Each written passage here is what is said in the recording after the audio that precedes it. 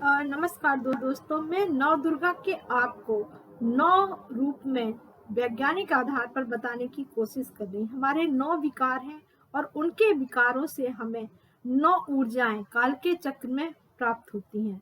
यह सृष्टि संरचना से जुड़ा हुआ है। तो भौतिक ऊर्जाएं जो होती हैं या फिजिकल एनर्जी जो है, उनके आधार पर सृष्टि की आकृति बनती है।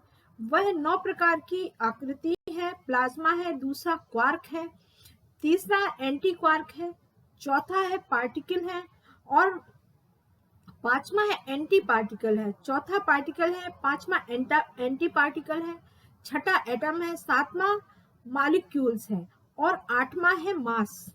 और इनसे 9वें प्रकार के नाना प्रकार के ग्रह, नक्षत्र और इनके समूह से आकाश गंगाएं व ब्रह्मांड का सृजन हुआ है।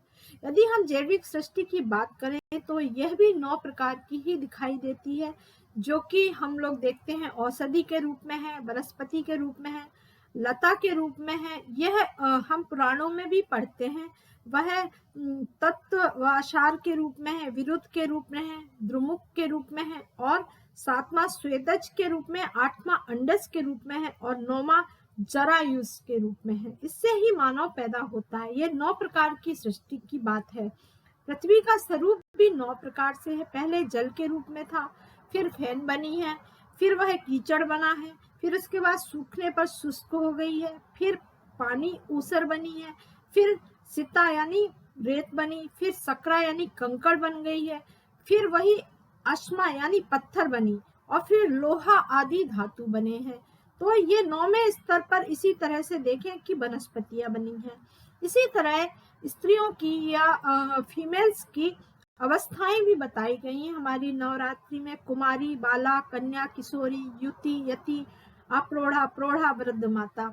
उसके स्वभाव के अनुसार ही धृति, धात्री, कीर्ति, स्मृति, श्री, क्षमा, लज्जा, सौम्या व मेधा बनी है, तथा उसे से ही गुण बन गए हैं। देखिए, सहुरता, सौदार्य, विनम्रता, क्षमाशीलता, माधुर्य, अपनत्व, अतिथ्य, स्नेहत्व और वात्सल्य, ये सभी 9 ही हैं।